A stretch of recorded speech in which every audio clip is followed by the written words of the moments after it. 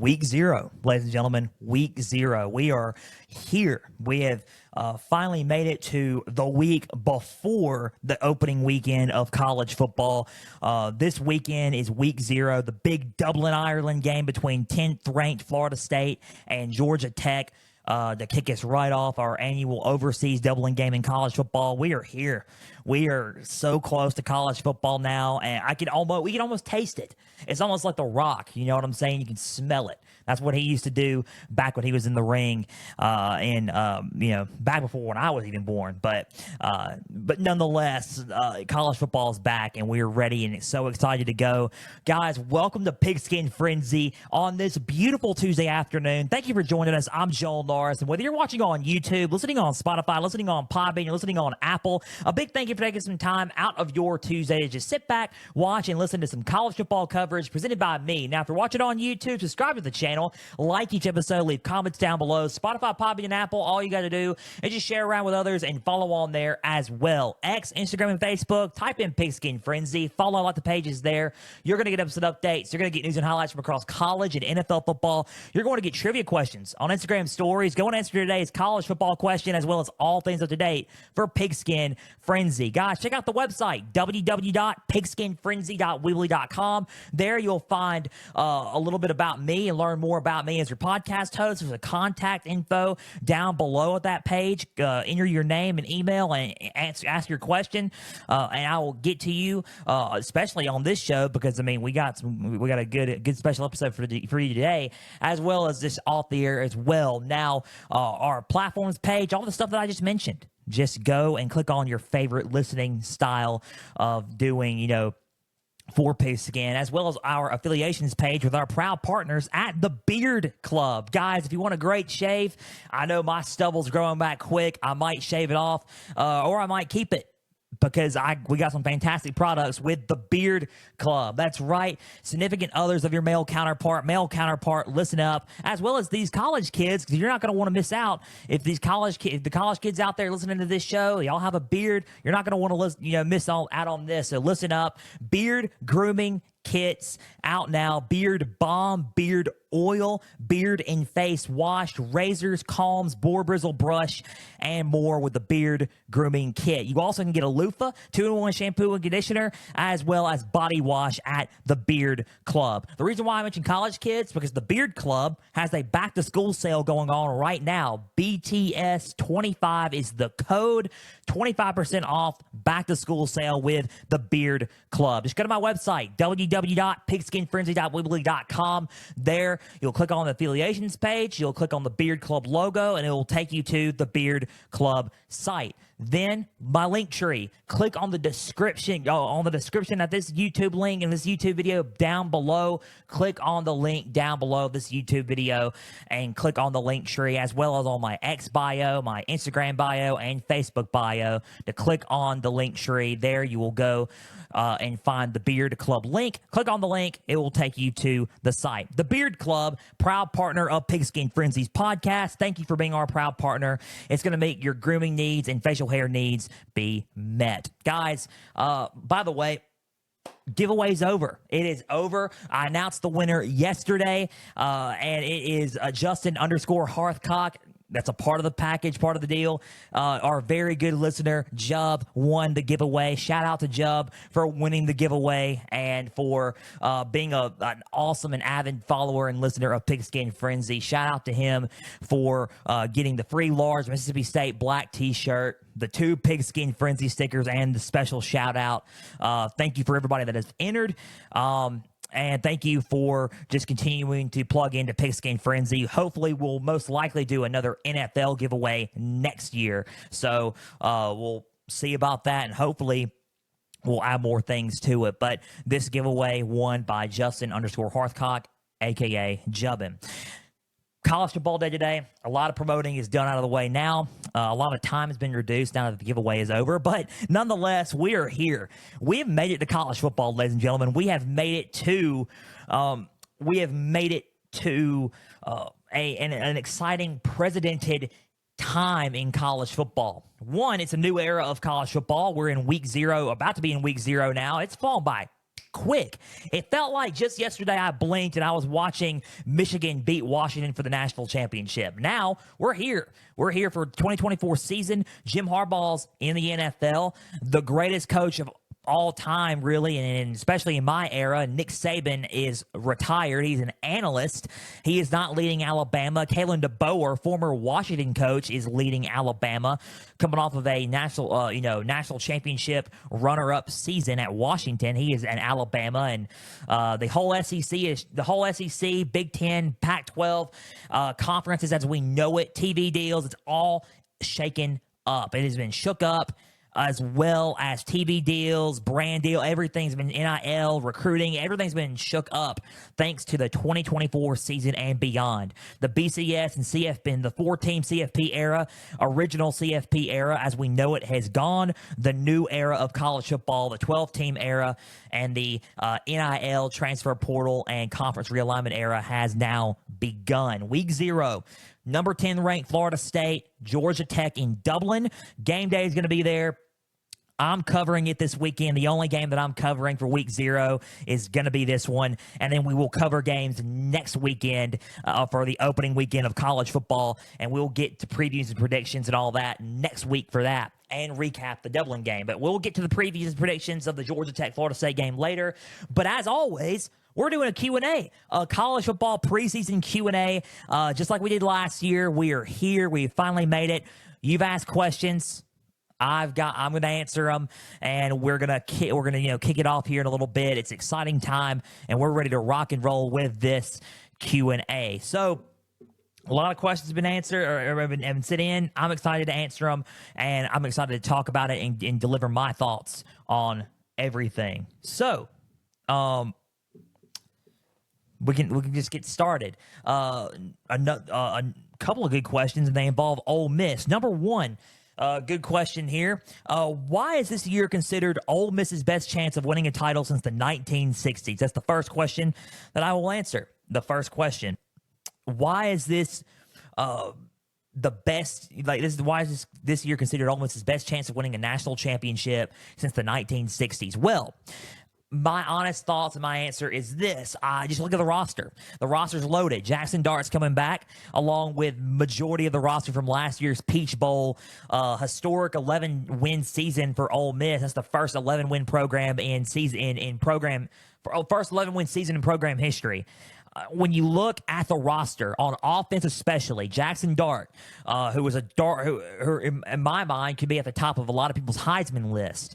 You got Dart, you got Ulysses Bentley the fourth, you got Logan Diggs coming in from LSU, and especially the portal. And you add people from the portal as well. You got Jordan Watkins, Trey Harris, you got Caden Prescorn back. You got on the defensive line Jared Ivey coming back on the edge, and then you add 2 big names and from the portal, with Juice Wells coming in, Logan Diggs at running back. You have from LSU, Logan Diggs. You got Juice Wells from South Carolina. You got Walter Nolan from Texas A&M coming in on the defensive line. They're getting there, and they've recruited a little bit more on the physical side as well. So if you look at everything and how loaded they are, portal wise and starting like ready to start wise right now, it's looking like Ole Miss could have a pretty solid year. Again, it's one of those things where you look at and you think, could they, or they could, but will they? And I don't like saying that about Ole Miss only because it just happens so much with Ole Miss. It really does. It happens in a way like you would sit and think, okay, this team's going to go 11-1 or 12-1, and then they end up going 7-5, 8-4, or 8-5 to finish the year when they had so much potential to be more. That was the year prior. You know what I mean? The year after Matt Corral, after the Sugar Bowl, Matt Corral, and they lost to Baylor. They went like 8-5 the next year. With the roster that they had, they could have easily gone like, even with Jackson Dart coming in, they could have easily gone about, 9-9, 10-win, maybe even that 11-win season, but they didn't. And when they get hyped up, and it's every year, when they get hyped up to be a big time threat, they end up underperforming and underwhelming. Do I think that's going to happen this year? Most likely not. I think that Ole Miss has got a shot at going to the playoffs. I think a lot of people have them in the playoffs right now. I am one of them. I think they're going to be probably one of the 12 teams, but we just got to see. I think the roster is good. I think what they have and what the production that they're bringing back is pretty loaded. And I think that's the reason why that this is probably the best shot at them winning a national championship since the 1960s. Good question on that. Sorry for taking a long time of answering that one, but that's a really good question there. The other Ole Miss question, it kind of piggybacks off of what I said. If Ole Miss wins the national championship this year, does that demonstrate the effectiveness of a portal-heavy approach, or is it still necessary to maintain a balanced recruiting strategy? Good question.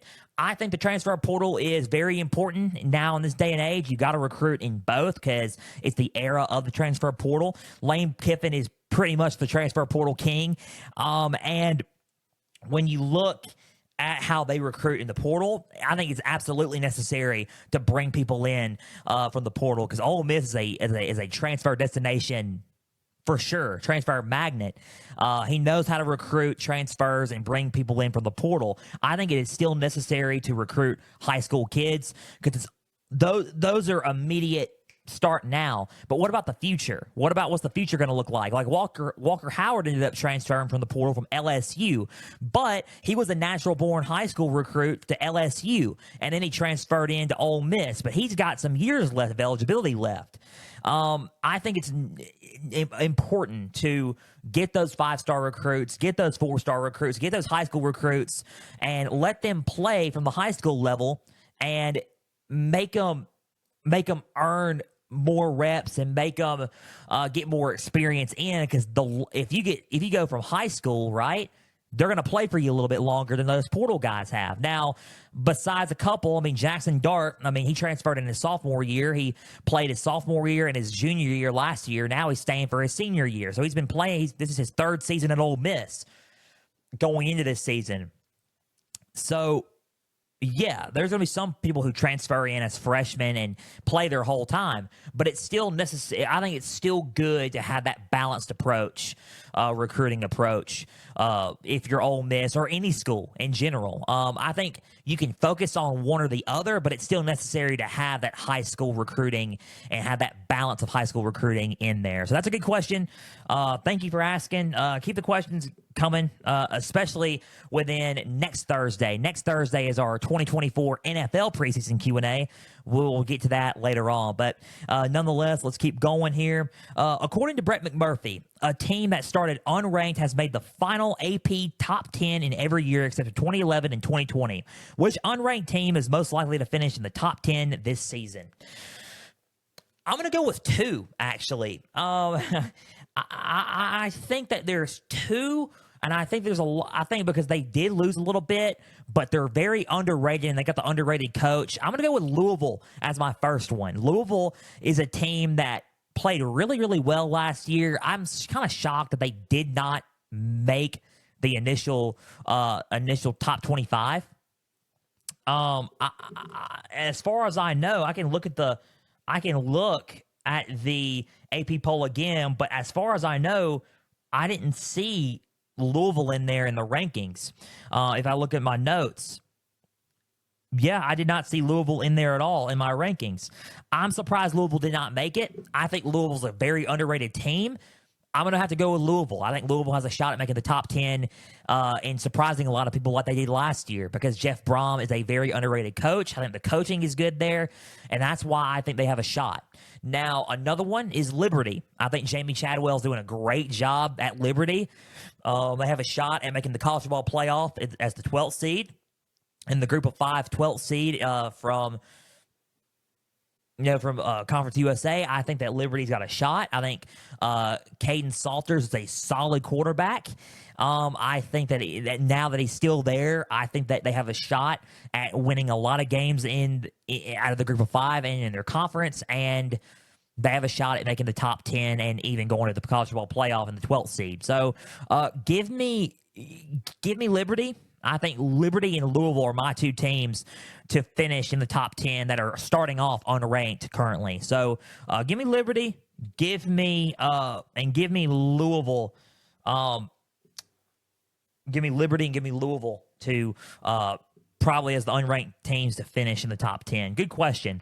Preseason top 25 rankings typically reflect the previous season's performance and returning production.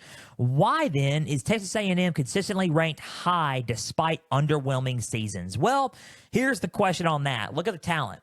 The talent level is crazy. A&M recruits heavily. They have a very talented team this year. Connor Wingman, Moose Muhammad. They got a lot of guys on offense. While they did lose Reuben Owens for a year for the season, they still got some depth at running back. They still got some depth on the defense. Shamar Turner's back on the defensive line. They did lose some guys to the portal like Walter Nolan to Ole Miss, but nonetheless, they got some depth and they got some dudes at A&M.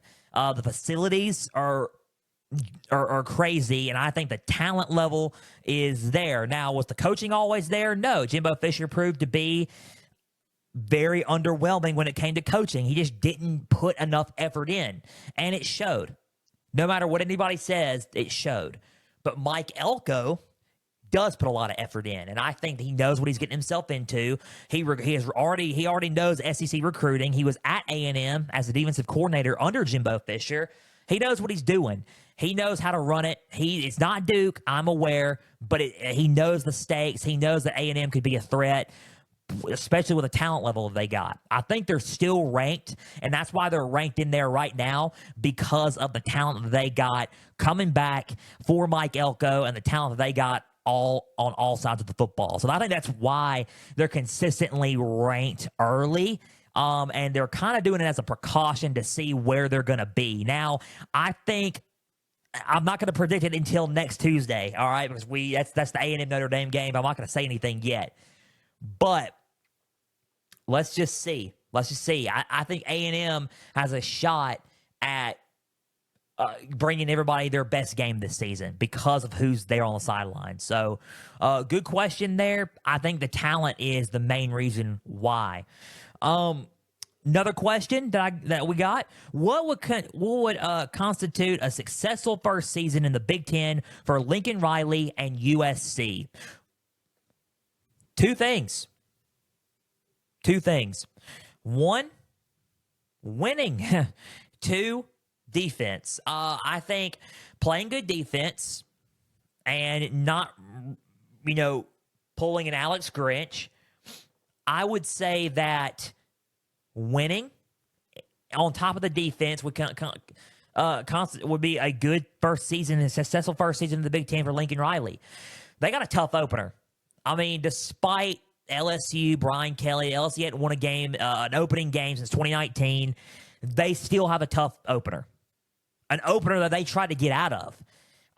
So I think defense is going to need to come into play. I think Michigan, they got a game against Michigan. They got a game against Penn State. Those are some tough games. Notre Dame, Washington, Oregon. They got to play. They got to play some games. I think those are some tough games that they got to play. Wisconsin's one of them as well. I think what would be a successful first season is that they can overcome the odds and beat a Michigan, the defending national champions, beat a Penn State, and win out on their schedule. And it's like, oh, okay, Miller Moss and Lincoln Riley and USC is for real. But they got to play good defense as well. If they don't play good defense like they have been, and especially over the past few seasons, especially out under Alex Grinch, even though he's at Wisconsin now, but you know what I'm getting at. Then they're not going to have a successful first season. They got to have a solid defense and a better defense to win, to eventually win those games, and then that's the recipe for a successful season. Because look, their offense is fine. There's nothing wrong with their offense. They can score. Miller Moss and company can score. They're going to score on LSU. They're going to score on Michigan. They're going to score on Penn State. But do they have the defense to stop, right? To make those stops? That's the big question. Because those other schools will probably keep up with USC, but they also have the defense to make a couple of good stops of their offense to end the game early. So let's see what their defense is looking like. I think that's going to be a big recipe in what could be a successful first season in the Big Ten for Lincoln Riley and USC. So good question there. Hopefully I answered that and that made sense, but I think that makes sense.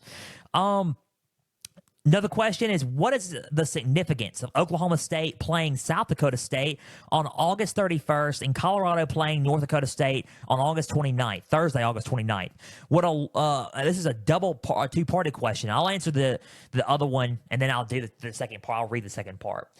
The significance is that the two top FCS schools are playing big-time FBS programs. South Dakota State, the defending FCS Division I champions, the Jackrabbits, baby. They're playing Oklahoma State on next Saturday, and that's significant for them because if they upset them like South Alabama upsetted Oklahoma State last year, that's going to kick off a really good campaign in the FCS for South Dakota State because they're going to be known as the team. Oh, they went into FBS country in Stillwater to knock off Oklahoma State, and especially had the task of slowing down one of the best, if not the best, running back in college football with Ollie Gordon II. That's going to be a significant factor for South Dakota State entering their season. And for North Dakota State playing Colorado, the significance for North Dakota State, it shows that they are still a threat in the FCS despite South Dakota State elevating themselves.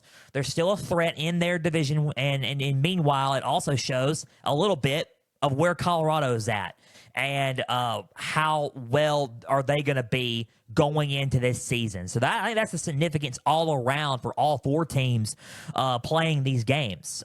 You get the elevation of the FCS and a primetime spot for the FCS, but you also get where everybody's at with Oklahoma State and Colorado, especially Colorado. So I think that's a really good question there.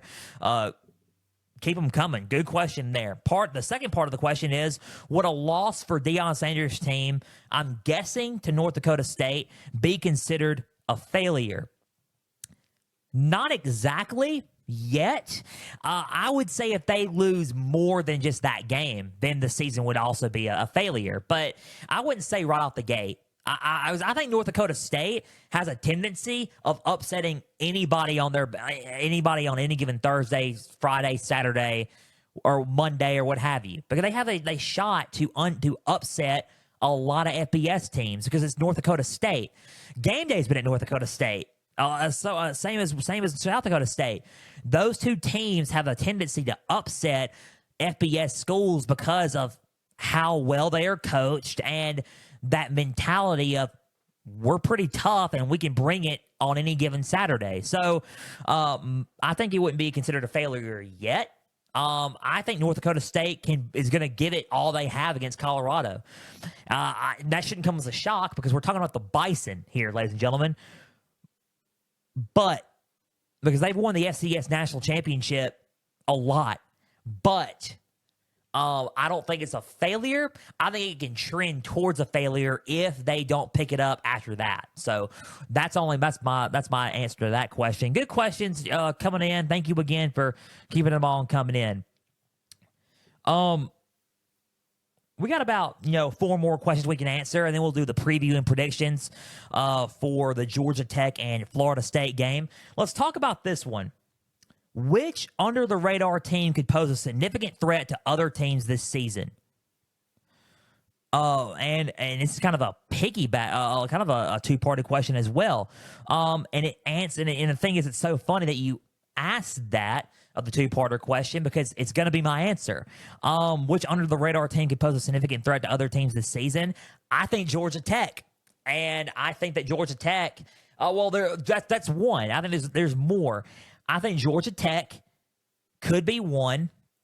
I think Georgia Tech's got an offense. I think Haynes King could be a better team. Could be developed more at Georgia Tech. I think that the receiving core is pretty solid. They brought it to Georgia last season, and they came into their own late. So Brent Key and Georgia Tech could be a team that could do it. May not be. I don't know. It's all predictions and speculation. But I think Georgia Tech is one. Number two, a lot of people are not going to like this answer, but LSU is probably going to be an under-the-radar team. I think LSU is an under-the-radar team for sure. I think the only questions that LSU has is Garrett Nussmeier and the defense. I think if Garrett Nussmeier is more developed and can not just develop, but can make the best decisions under pressure and have that offense still working at an elite level, and that defense. The main question is the defense. If the secondary is on par, with Ashton Stamps and Major Burns leading the way, if the defensive line is there with Savion Jones and Jaquan Guillory, if they're all there, if Guillory, Jones on the line, you got Harold Perkins in the linebacker, a hybrid edge spot like he was in his freshman season. If it's all there, and Blake Baker can coach this team up well, especially with a solid defensive line coach, a solid defensive back coach, Bo Davis, Corey Raymond. If you get all that, then with a decent enough defense, way better than it was last year, and an elite offense, a lot of teams are in trouble with LSU because LSU's got the talent and they got the coaching. They just need to, one, do those two things, and two, win the big games. So I think those are the two under-the-radar teams right now, Georgia Tech and LSU. The two part of that question is why it might be Georgia Tech. Could quarterback Haynes King, who led the ACC in touchdown passes last year, but also in interceptions, be a key factor in their potential success? Yeah. Absolutely. Why it might be Georgia Tech, because their receiving core is loaded. Their offense can score some points. They can move the ball down the field. I think they got a solid defensive line. I think the linebackers are the ones that need to step up the most. Secondary is not all the way there, but well enough to make some stops. I think that Georgia Tech has got the options, has got some of the playmakers, but they can do it if Haynes King is more developed and he can lead drives down the field and be successful at it. I think that's my main thing with Haynes King. If he makes better decisions, better accurate throws, he's a solid quarterback. He was playing solid at A&M. I think he's going to be a lot better at Georgia Tech under Brent Key. I think he could be more developed, and if he throws makes less turnovers and makes better crisp decision making, they're going to be an under-the-radar team, and Haynes King will be a huge part of that success for the Yellow Jackets. So that's a good question there. I like that question, especially since I've been talking about. You've been keeping up. Y'all been talking about.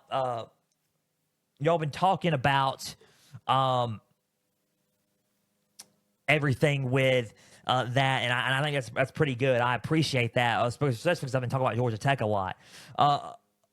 We'll do actually 4 more questions because there's one that's interesting too. 4 more questions. Do you think reports suggesting that Billy Napier in Florida could surprise some people and win more games this year are credible? I think the sources are credible. I think it's all opinionated, honestly, because you can read up on a lot of stuff. I mean, I think Florida winning games is going to happen. I think they got a tough schedule. I think they got a very tough schedule. I think it's going to be a very hard road, and Billy Napier's on the hot seat. I really do believe that. But if you think it's like credible, like the sources, I think the credible sources are credible. I just think it's all opinionated. It really is. I think it's columnists are writing their opinions on how Florida's going to be, and that's fine. If you think they're going to win 9 games, go for it. If you think they're going to win 4, go for it. It's all about how you believe and how you opinionate stuff. So I think it's credible. I think it's all a matter of opinion and predictions on what Florida's going to do. So good question there. We'll see what Florida does. I got a huge game next weekend. I'm covering that game, so we're going to talk about that one next Tuesday. Another one is, how well do you think Cal, Stanford, and SMU will mesh in the ACC, especially consider the travel? I think it's going to be a different look. I think that SMU's got a better shot than Cal and Stanford right now, because I think SMU's got a solid offense with Preston Stone leading the charge, especially coming off of the American Conference Championship win in the Group of 5 last year. I think they got a solid offense. I think that the tough ones are going to come against Florida State, Clemson, Miami, North Carolina, NC State, those games. So those are, what I think. And but I think that they'll mesh better at starting out than Stanford and Cal. I just think Stanford and Cal is going to have to figure out how to do ACC recruiting and figure it out because they're all the way in Cali. So they can already get it down because they're in California. So I think. The other part of that question is considering the travel. I think the travel is going to be a little tough, but I think it's going to be tough for everybody, not just the ACC. It's going to be tough for the Big Ten. I think the people who have it the best is probably the SEC with Texas and OU because all the other teams have been doing it for so long. So I think the ACC. But if you're just talking about the ACC, out of those three schools, SMU has it the best because they're in Texas and it's closer to all those schools.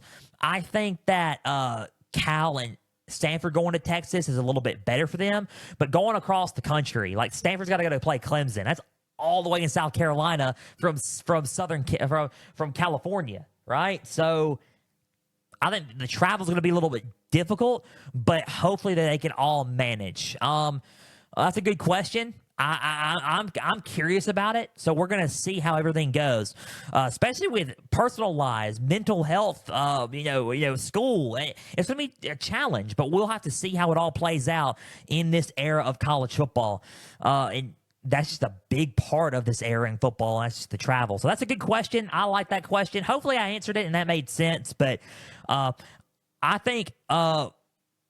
It's going to be a little difficult challenge for them to mesh in the SEC, Cal and Stanford starting out, but then they can find their own eventually. I think SMU is going to be meshing well quicker, I think, than Stanford and Cal, but because they're more built and ready. So, and then two more. How do you think Bama fans will react if the team goes 9-3 and doesn't make a playoff spot? Okay, they got some losable games on their schedule. I mean, Missouri.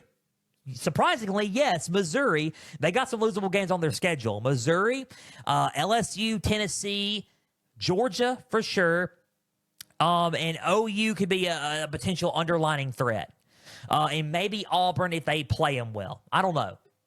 But mainly LSU, Missouri, Georgia, and Tennessee are the threats. So, how would they think they react? I don't know. I would take a guess and say they're not going to be too pleased. Hopefully they're not saying, let's call for Kalen DeBoer's head. Hopefully they don't say all that stuff.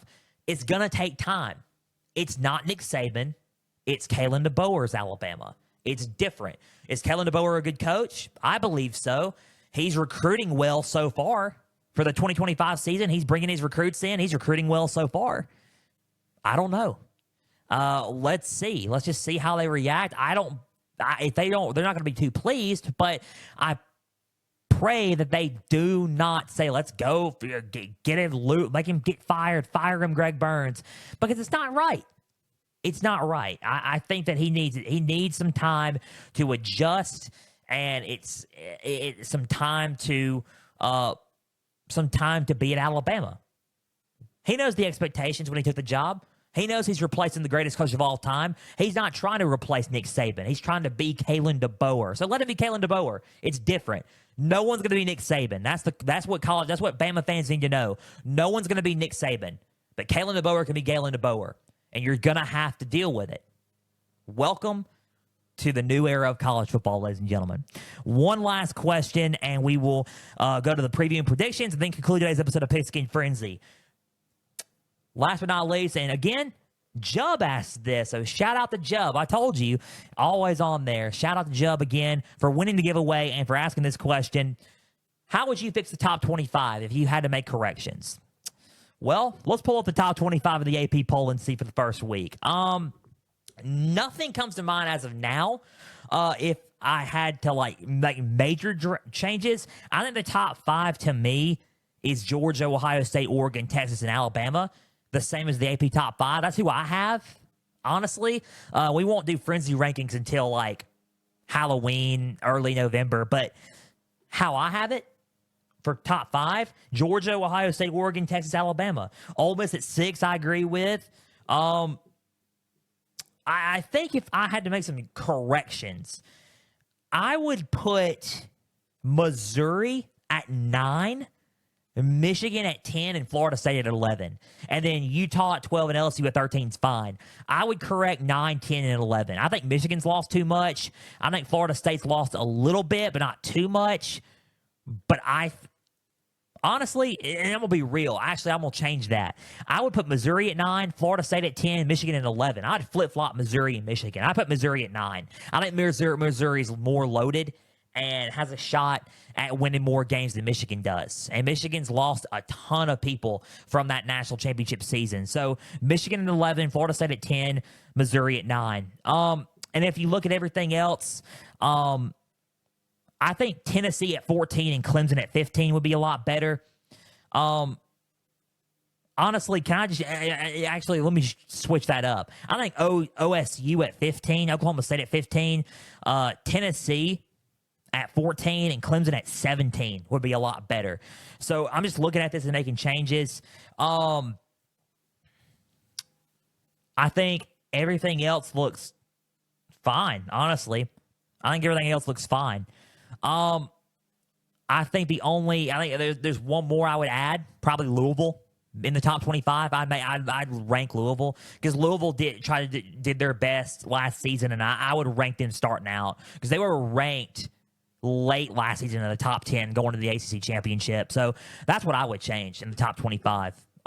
Good questions. Very good questions. Other than that, I wouldn't change a whole lot in the top 25, especially in the top 5.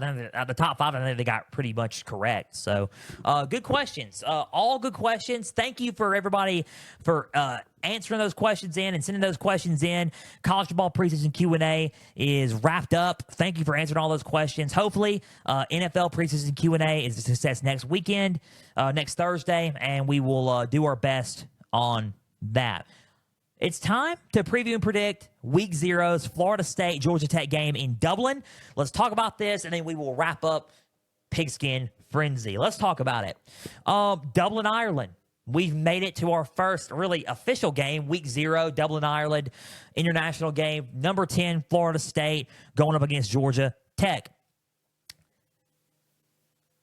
And you're wondering, how do I do this? Like, how do you think, especially with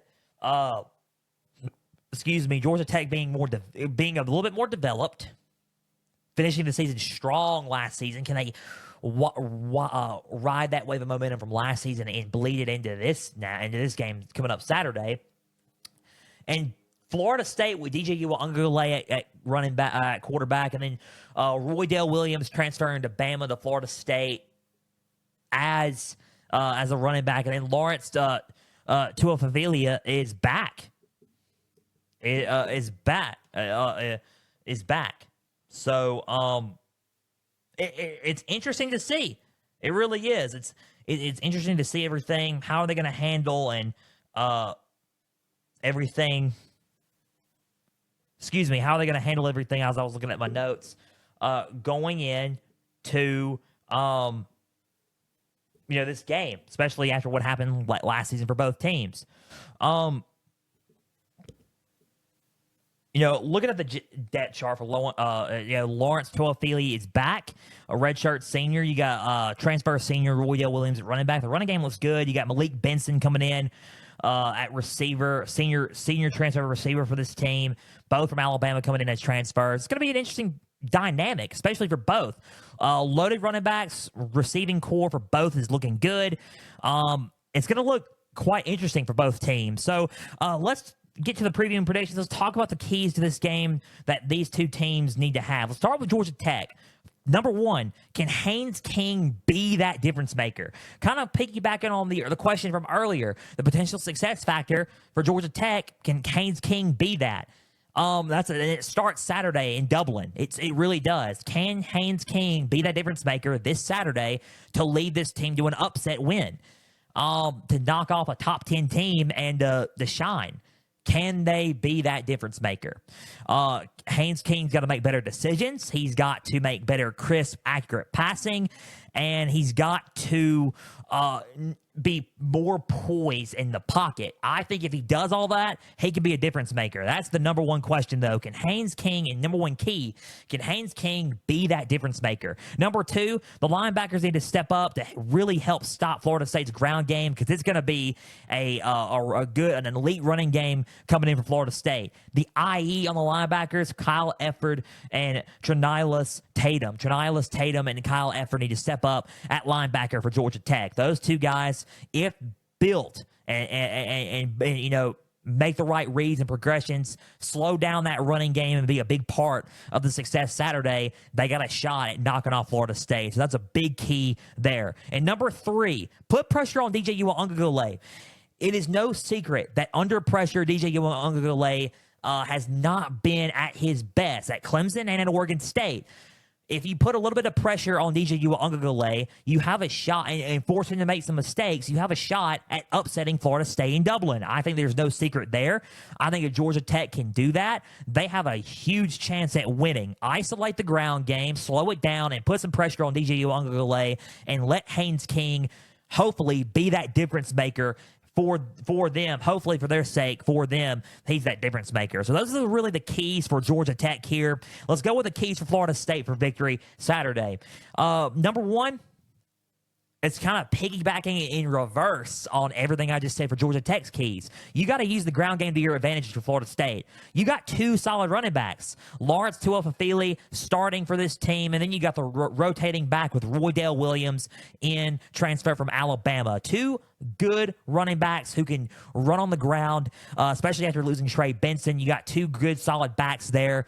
You rotate them in and out, use the ground game to your advantage, and if the linebackers can't stop it, keep running the rock and keep using that to your advantage. Number two, kind of piggybacking on what I said, make Haynes King do what he did last year. Under pressure situations, make him make bad decisions, make him throw picks. Just put pressure on Haynes King. Isolate him, put pressure on Haynes King, get a few sacks, force them to punt, go 3 and out. Just put pressure on Haynes King. And if you're that defensive line for Florida State, that's number two. And then number three, kind of like I said, piggybacking off the other keys, DJ Uiagalelei has to do more. That's it. He has to do more. He has to be better than he was at Clemson. He has to be better than he was at Oregon State. He's got to play at a more of an elite caliber level and be a difference maker like Haynes King to win this ball game. I think that if he can do that and find that within himself, then Florida State can not only be a threat in this game against Georgia Tech, they can be a threat in the ACC this season again with Mike Norvell. So those are the big keys for both teams. Who do I have winning this football game Saturday? I think it's going to be back and forth. I think Georgia Tech's going to give it all they got. I really do. However, I think the ground game is going to be a little bit too much for Georgia Tech. Ground game's going to be a little bit too much. I think that Florida State wins, going to be close. I think it's going to be about Florida State 31, Georgia Tech 24. I think it's a touchdown win for Florida State. Florida State 31, Georgia Tech 24. Florida State goes 1-0, and Georgia Tech falls 0-1. But they're going to give it their all against Florida State Saturday. So 31-24, give me the Seminoles, Florida State over Georgia Tech early on and close. But Georgia Tech has a shot at being a solid and underrated team this season despite that loss. So that just about does it for Pigskin Frenzy. Guys, a big thank you for taking some time out of your Tuesday to just sit back and watch and listen to some college football preseason Q&A presented by me. Now, if you're watching on YouTube, subscribe to the channel, like each episode, leave comments down below. Spotify, Podbean, and Apple, all you got to do is just share around with others and follow on there as well. X, Instagram, and Facebook, just type in Pigskin Frenzy. Follow, like the pages there. You're going to get upset updates. You're going to get news and highlights from across college and NFL football. You're going to get trivia questions on Instagram stories. Go and answer today's college football question, as well as all things up to date for Pigskin Frenzy. Guys, check out the website, www.pigskinfrenzy.weebly.com, for all things up to date for Pigskin Frenzy. Shout out to the Beard Club once again for being our proud partner of the podcast. We will be back Thursday. This coming up Thursday, our last bit of NFL training camp coverage we are doing, by the way. we are doing our last bit of training camp. We're doing the Saints, Buccaneers, and ladies and gentlemen, drum roll, please. Not really a drum. Not really need a drum roll on this. Saints, Buccaneers, and Rams. Saints, Buccaneers, and Rams for our training camp. Saints, Buccaneers, and Rams for our training camp, and we're going to end our training camp coverage on Saints, Buccaneers, and Rams, and seeing how everybody's doing for then. So Saints, Buccaneers, Rams, and the latest news around the NFL. So until Thursday, I'm Joel Norris signing off. We will see you then for an NFL edition of Pigskin Frenzy. For everybody out there, please and always stay the course.